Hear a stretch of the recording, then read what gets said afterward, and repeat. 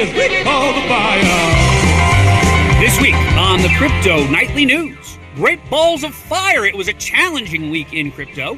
We head to the ballpark to talk NFTs, and I try my hand at NFT creations with my dad's artwork. We'll have those stories and a look at Web 3.0. Welcome to the Crypto Nightly News.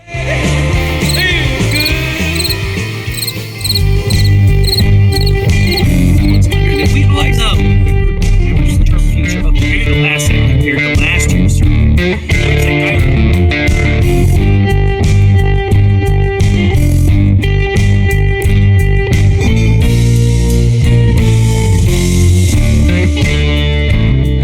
Welcome to the Crypto Nightly News with Chris German.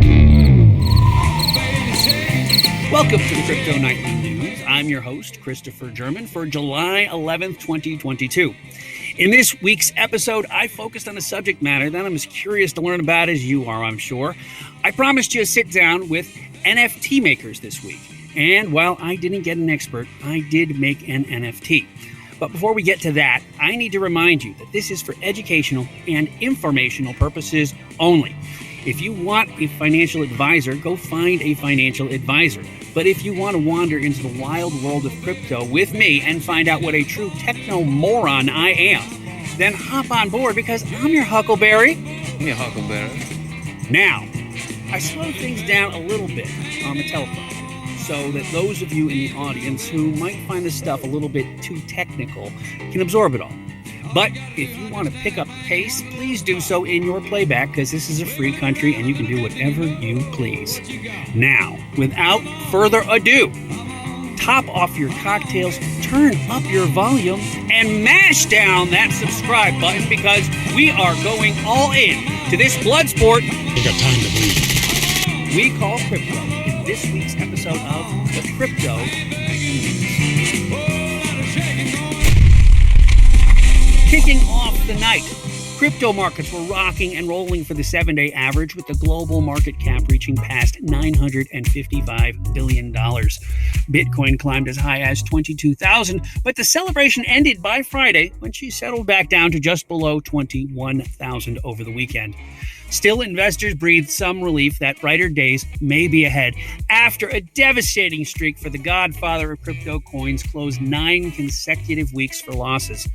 And there's a whole lot of shaking going on this past week for the top 30 coins. Cardano saw green for much of the week, up some 7% by the weekend, while Solana edged its way up by Sunday after the network suffered yet another outage during the week that was. We'll have more about that in our weekly wrap-up. Meanwhile, Ethereum was up for the 7-day look back to just below $1,200, and Dogecoin, along with the rest of the pack, managed to finish with wins in the 7-day column. Now, I made a mistake last week, and I hate to admit that, but I gave you the wrong name for the coin report that we use to track prices. The site I use to track prices is coinmarketcap.com. And if you choose their monthly look-back option, you'll see that all but 4 of the top 30 coins saw losses for the month. Shiba Inu, Uniswap, Uniswap Leo, and Cosmos were all lucky enough to see modest gains for the 30-day view, while 28 of the top 30 saw gains for the week. What does this mean? Well, if you stay attentive and make your moves in micro time, you can find profit in this market, while the long game in this market can lead to losses. That's where bots come in, and there is no better place to learn how to build bots and hone your investment eye than with Lumiwealth. I just signed up with Lumiwealth to start using my bots to help my trading, and I don't think I've ever been more excited to get to work on building wealth. I don't have a ton invested, as I'm just a poor sailor turned journalist working my way out of ADHD debt. But I'm thinking the future looks bright, as both my wife and I plan on putting some more skin in this game thanks to the instruction we're getting from Lumiwealth. Check them out at Lumiwealth.com, and you can click on the link that I put in the description of this video. And be sure to tell them that I sent you on the Crypto Nightly News.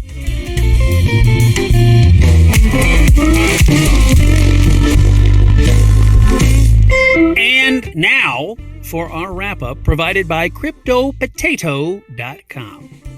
El Salvador says it's still not the time for Bitcoin bonds. The government of El Salvador keeps delaying the launch of its Bitcoin bonds because of the current market conditions and losses that it has suffered since it made Bitcoin its national currency last year. A few days back, the country's finance minister said that it wasn't yet time for issuing the Volcana bonds because of the troubled price. And former OpenSea employee charged with NFT insider trading. A former employee of OpenSea, one of the leading NFT marketplaces, and we're going to talk about them a little bit more in this podcast, was charged for insider trading by the U.S. Justice Department. He had allegedly used confidential information to flip NFTs for profit. And Solana goes down for over 6 hours. Solana's blockchain went offline once again this past week. This time, the downtime was about 6 hours long. The team revealed that the problem was a bug in the durable nonce transactions feature, and validators were preparing a restart for it soon after. And Elon Musk said on Friday that he planned to terminate his blockbuster $44 billion with a B dollar deal with Twitter after publicly indicating over months that he was dissatisfied with the agreement. Musk said continuing disagreement with the company over the number of spam accounts on the platform could not be resolved. He claimed that Twitter had not provided information necessary to calculate the number of spam accounts and that the company had appeared to make inaccurate statements about the number of fraudulent accounts in their own regulatory filings. Twitter has said fewer than 5% of the accounts on its platform are fake. And that is the wrap-up brought to you by CryptoPotato.com.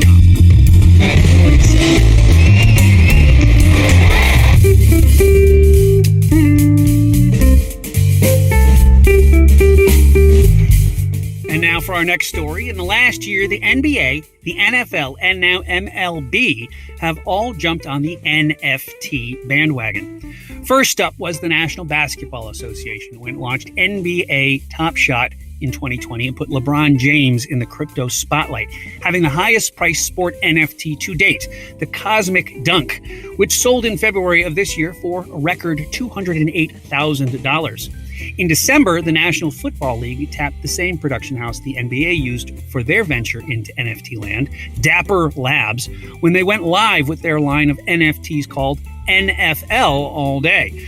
The digital version of player cards and featured top all-stars in key moments in all their digital glory on the gridiron. They missed the heart of the season, though, launching out of beta mode on the eve of the Super Bowl, and took a hit with values of football NFTs, which have been lagging of late. But the lesson was learned just as spring training was winding down. Major League Baseball announced a partnership with Topps baseball cards, now under the banner of Candy, and quickly followed up with a plan to create an NFT-based free-to-play fantasy baseball game due out sometime this summer. In the NFT world, with NFT heavy hitter So Rare. So Rare is an NFT-based fantasy sports platform built on the Ethereum blockchain with startup valuation of $4.3 billion. It has built an NFT soccer game into one of the most popular blockchain games on the market and hopes to strike gold this summer with the MLB partnership.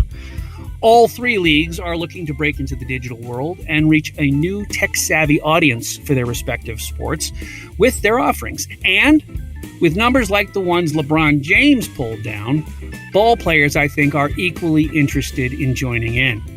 NFL and Major League Baseball NFTs are quite affordable if you don't have a cool $200K to pony up to the NBA. Many of the top MLB NFTs are selling from anywhere from $10 to as much as $50, while NFL NFTs are going for $12 for a Cam Newton NFT, up to a few thousand for an NFT featuring the entire New Orleans Saints team.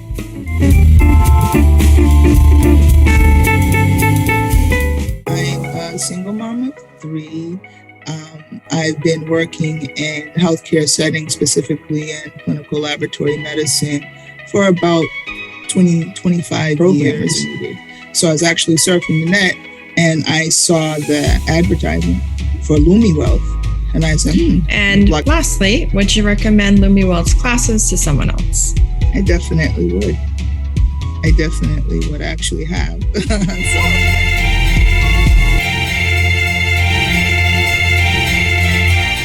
As I told you last week, I was hoping to have an expert in NFT creation here today. I talked to a gentleman on Facebook who I will not mention, but here's their Facebook page, who said he would join us this week to talk NFTs. Well, he never got back to me. And I called 50 different other NFT producers from around the world, hoping to get some insight into the whole process, but no one called me back. Long story short, I struck out. So I did the next best thing. I adventured into NFT production myself. My dad was a watercolorist who made hundreds of breathtaking paintings in his lifetime. He left me a few dozen or so when he passed away that I've been hoarding for the last 20 years in a storage unit. I did manage to take some good photos of the paintings over the years, and I saved them to the cloud, so I could access them here in my tiny little desert studio here in the middle of nowhere, Utah. I logged onto two different sites, appypie.com and OpenSea.io. AppyPie is a web design company that designs apps and websites, along with an NFT generator that is really hard to find on their website.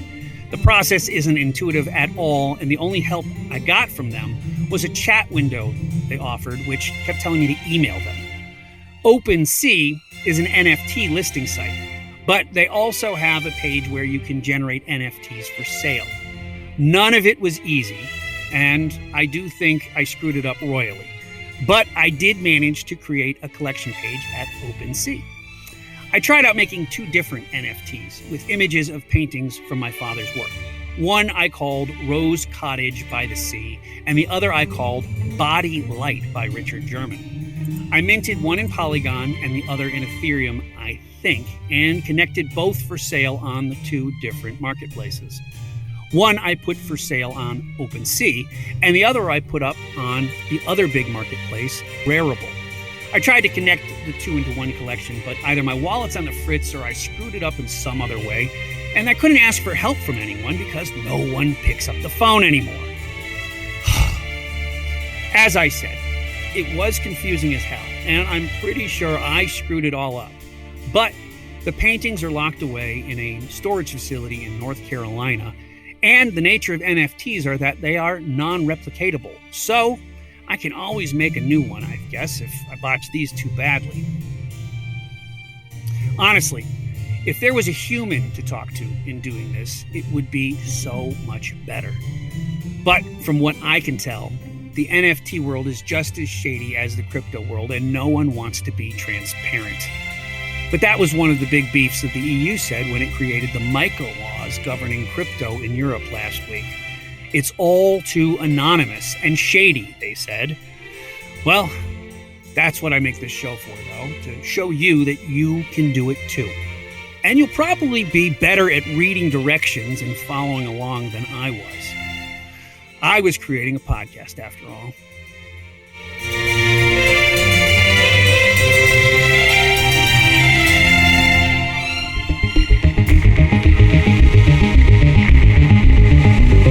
Now for our final story. Web3, in some realms, is freedom, democracy, and ownership. An idealistic version of the web built for users by the users. But Web 3.0 is still in development, and it's still a few years away from being usable. It might be a massive overhaul of how we engage with the web and each other, or it could just as easily be an overhyped platform for decentralized finance and trading NFTs.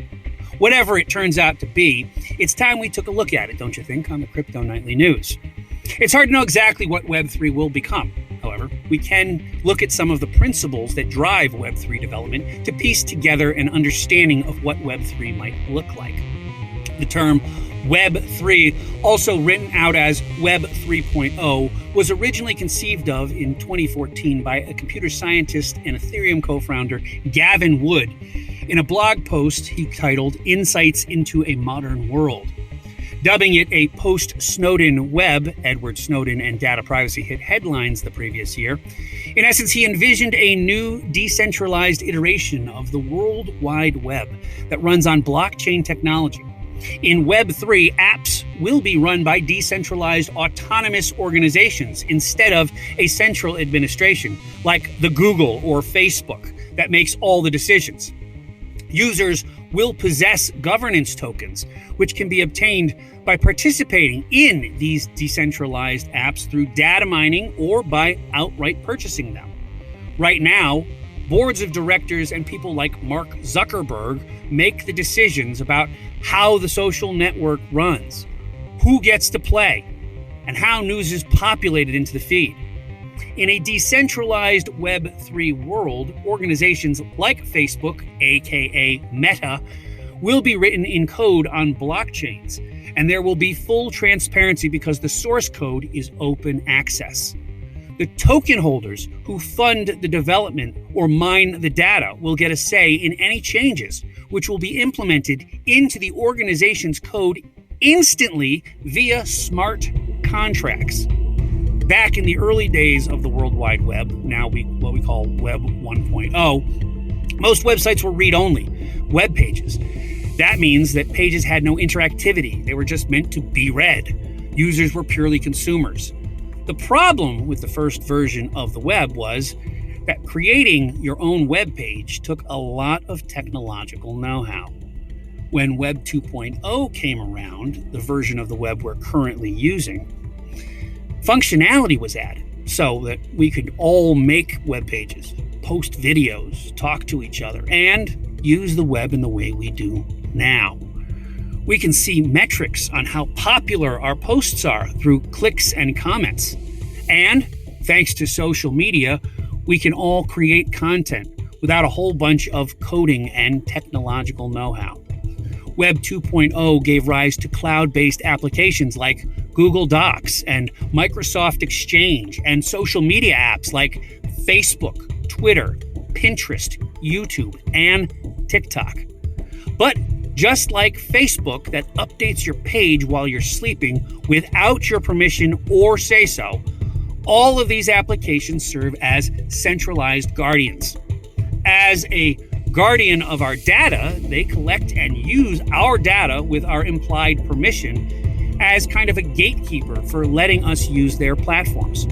That's the whole price that you pay to use their centralized platforms. If you fall afoul of their standards, you can be banned and go to Facebook jail.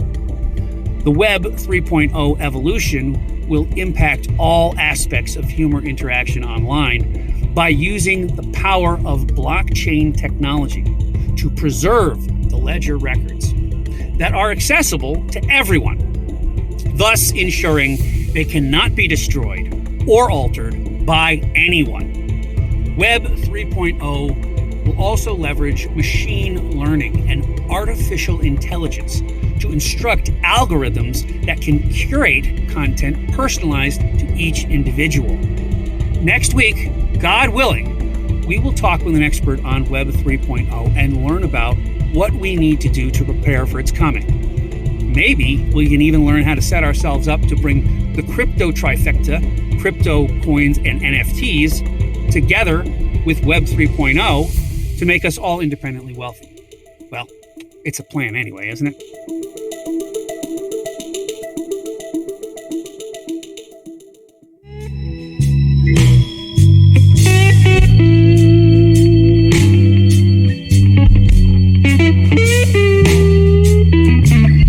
Good night, Irene. It's time to go. Thanks for joining us for yet another adventure into crypto land. Make sure you tune in next time when we delve into the world of Web 3.0, and make sure you give that subscribe button a love tap just for me, Chris German, your host. And that's a wrap for this evening of July 11th, 2022 in the year of our Lord. Thank you for watching the Crypto Nightly News.